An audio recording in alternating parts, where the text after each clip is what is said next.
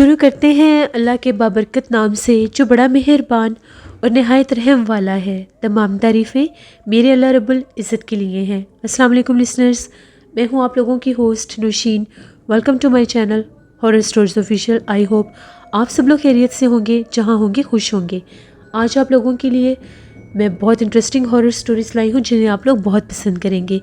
सिलसिला शुरू करते हैं आज की खौफनाक कहानियों का। बढ़ते हैं आज की पहली खौफनाक कहानी की तरफ। ये हॉरर स्टोरी ताशफैन करीम शेयर कर रहे हैं। ताशफैन कहते हैं कि आज आपके साथ अपनी ज़िंदगी में पेश आने वाला एक और खौफनाक किस्सा शेयर करना चाहता हूँ। 1996 की बात है। मेरे एक हाई ऑफिसर थे जीओसी, उन्होंने मुझे बुलाया और ये कहा कि मुझे पता चला है कि आप बेसिकली सियालकोट से हैं, आपका जो नेटिव सिटी है वो सियालकोट है। तो मैंने ये कहा कि जी बिल्कुल मैं सियालकोट से हूँ। तो उन्होंने ये कहा कि मैं आपको एक टास्क दे रहा हूँ। वो टास्क ऐसा है कि आपने वहाँ पर जो बॉर्डर है, सियालकोट बॉर्डर जो है, आपने उधर जाना है और वहाँ पर आपने एक ऑपरेशन आपने वहाँ पर करना है जाकर, लेकिन आपने सिविल ड्रेस में ही जाना है। और मैंने कहा कि ठीक है सर, मैं चला जाऊँगा। मैं वहाँ पर सियालकोट पहुँचा। वहाँ पर हम लोगों का आबाई घर है जहाँ पर मेरे ताया अबू के 3 बेटे रहते हैं। वहाँ पर पहुँचा, उनसे मिला। तो सुबह मैंने जो मेरे कज़न थे जावेद भाई, मैंने ये कहा कि चले हम जाकर ना बॉर्डर की सैर करके आते हैं, तो आप भी मेरे साथ चले, बच्चों को भी ले जाते हैं। उन्होंने ये कहा कि तुम तो खुद आर्मी वाले हो, तुम्हें हमारी क्या ज़रूरत है, तुम यहाँ पर जाओ, अपने कैंट में जाओ और वहाँ से तुम किसी को भी साथ लेकर जा सकते हो यूनिट को। तो मैंने ये कहा कि नहीं, मैं छुट्टी पर हूँ, तो मैंने यूनिट को लेकर जाकर क्या करना है, आप लोग मेरे साथ चलें, बच्चों की सैर भी हो जाएगी। खैर कुछ देर के बाद वो मान गए। हम लोग वहाँ से निकले। जैसे ही हम लोग बॉर्डर पर पहुँचे, वहाँ पर हम लोगों ने ओपी टावर को क्रॉस किया। उससे आगे जब हम लोग आए तो हम लोगों की जीप के बिल्कुल पास मुझे एक बुज़ुर्ग दिखाई दिए जहाँ से हम गुज़र रहे थे। उन्होंने हमें रोका। जैसे बुज़ुर्ग ने रोका, उन्होंने जीप का जो मैं आगे बैठा हुआ था, मेरा उन्होंने नॉक किया।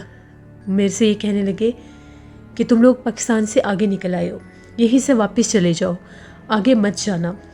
सुबह से वहाँ से इंडियन बॉर्डर बिल्कुल पास था, वहाँ से फायरिंग हो रही है, तो तुम वापस चले जाओ। पहले उन्होंने पूछा कि तुम लोग कहाँ जा रहे हो, तो मैंने ये बताया कि हम लोग बॉर्डर की सैर करने जा रहे हैं। तब उन्होंने ये कहा कि यहाँ से वापस हो जाओ, आगे मत जाना, तुम लोग ऑलरेडी पाकिस्तान की हदूद से आगे जा चुके हो। साथ ही उन्होंने मेरे कज़न जावेद का नाम लिया कि जावेद, बच्चों को वापस ले जाओ, करीम के बेटे को भी वापस ले जाओ। जब उन्होंने मेरे वालिद साहब का नाम लिया, जब उन्होंने मेरे कज़न का नाम लिया, एक अजनबी बुज़ुर्ग सफ़ेद लिबास में, सफ़ेद ही उनकी दाढ़ी थी, बड़ा पुरनूर चेहरा था और उनसे बहुत ज़्यादा खुशबू आ रही थी। उन्होंने जब ये बात कही, हम दोनों एक दूसरे के मुंह की तरफ देखने लग गए। बस ये देखने की देर थी। पीछे जीप पर बच्चे बैठे हुए थे। उन लोगों ने ये कहा कि चाचू वो बुज़ुर्ग गायब हो गए हैं। पलक झपकते वो बुज़ुर्ग जो थे वो गायब हो गए।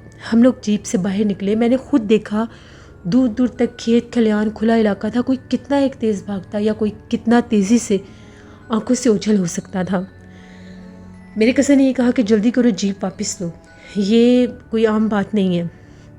पता नहीं अल्लाह की तरफ से कोई मदद आई है कि अल्लाह ने हमें बचाना है। वहाँ से गाड़ी टर्न की। अभी रास्ते में वहाँ से निकले नहीं थे, थोड़ा सा ही आगे आए तो मुझे वहाँ पर हमारे जो मिलिट्री वाले ऑफिसर्स थे, कुछ वहाँ पर ऑन ड्यूटी थे, वो मुझे मिले। उनमें कुछ ऐसे भी थे। उनसे जब मेरी बात हुई तो लोगों ने कहा कि सर हम आपको मुसलसल देख रहे थे, आपने वहाँ पर जाकर जीप रोकी, आपकी जीप के पास कोई भी नहीं था, आपने बस जीप रोकी है और उसके बाद आप बाहर निकले हैं। उन्होंने भी जब इस बात से इनकार किया कि वहाँ पर कोई नहीं था, हम तो डर गए, घर वापस आए। घर वापस आते साथ मेरे दादाजी कि वहाँ पर मस्जिद है दियारे हबीब, वहाँ पर हम लोग गए। उनके वहाँ पर एक मौलवी साहब हैं मस्जिद में, इमाम साहब, उनसे मेरी बात हुई तो उनका ये कहना था कि ये जिन्होंने आपकी मदद की है ये जिन्नात थे, जिन बुज़ुर्ग थे, मोमिन बुज़ुर्ग, नेक थे और आपके दादाजी के शागिर्द थे। मेरे दादाजी जो थे वो जिन्नात को भी कुरान पाक पढ़ा चुके हैं।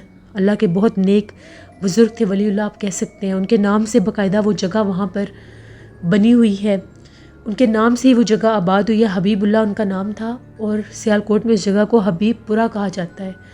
वहाँ पर वो मस्जिद अब भी मौजूद है और वहीं पर हम लोगों का आबाई घर है। बेशक अल्लाह की तरफ से वो मदद थी, वो नेक बुज़ुर्ग, वो नेक जिन थे जिन्होंने हमारी मदद की, जिनसे बहुत प्यारी खुशबू आ रही थी और वो मदद करके हमें उन्होंने वापस भेज दिया और हम लोग बचकर वापस आ गए। ये मेरी एक स्टोरी थी जो मैंने आपके साथ शेयर की। बहुत शुक्रिया ताज फैन आपका। बढ़ते हैं एक और हॉरर स्टोरी की तरफ। ये हॉरर स्टोरी मदीहा शेयर कर रही हैं। मदीहा कहती हैं, मैं भेरा की रहने वाली हूँ और आज आपके साथ अपनी ज़िंदगी में पेश आने वाली एक बहुत ही ज़्यादा ड्रावनी कहानी शेयर करना चाहती हूँ। आज से 10 साल पहले की बात है।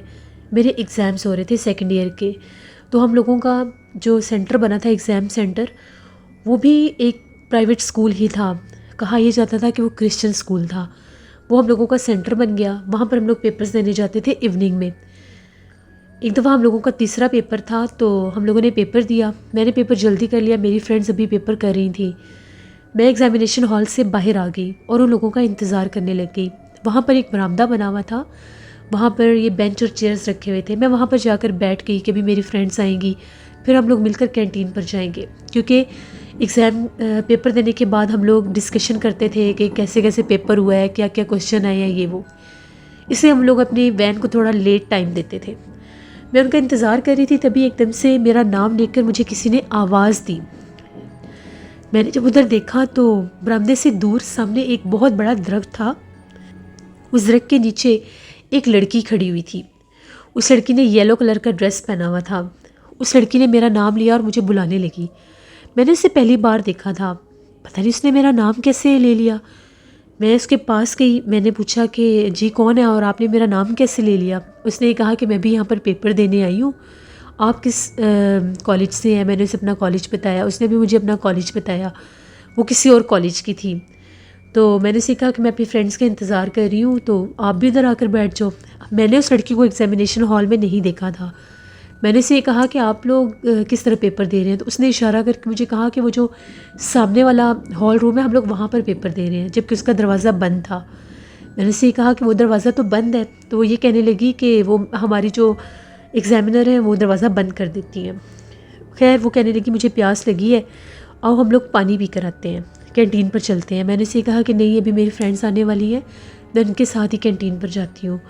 वो कहती कि मैं अकेली हूँ, आप मेरे साथ आ जाओ, बस कैंटीन तक ही तो जाना है। वो ऐसे ऐसे मुझे कहने लगी। मैंने उसे कहा कि ठीक है, मैं आपके साथ चली जाती हूँ। ना चाहते हुए भी मैं उसके साथ चलने लगी। कैंटीन वहाँ से थोड़ी दूर थी, काफ़ी बड़ा स्कूल था।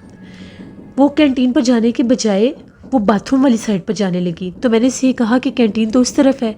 उसने मुझे ये कहा कि बस मैं 2 मिनट में वॉशरूम से हो लूँ, फिर हम लोग चलते हैं। अब मैं मजबूर थी, उसके साथ चली गई। मेरे सामने वो टॉयलेट में गई, तो मैंने सोचा मैं भी अपना मुंह धो लेती हूँ, गर्मी हो रही थी। मैं अपना मुंह धोने लगी। जैसे मैं वॉश बेसिन पर खड़ी हुई, जिस टॉयलेट में वो लड़की थी उसका दरवाज़ा खुला। मैंने शीशे में देखा कि ये बाहर क्यों नहीं आ रही। उसने सारे बाल अपने मुंह के ऊपर किए हुए थे। अचानक से जैसे मैंने पीछे पलट कर देखा, उसके हाथ इतने लंबे, इतने काले उसके हाथ थे। उसके पैर मैंने देखे तो वो भी उल्टे थे।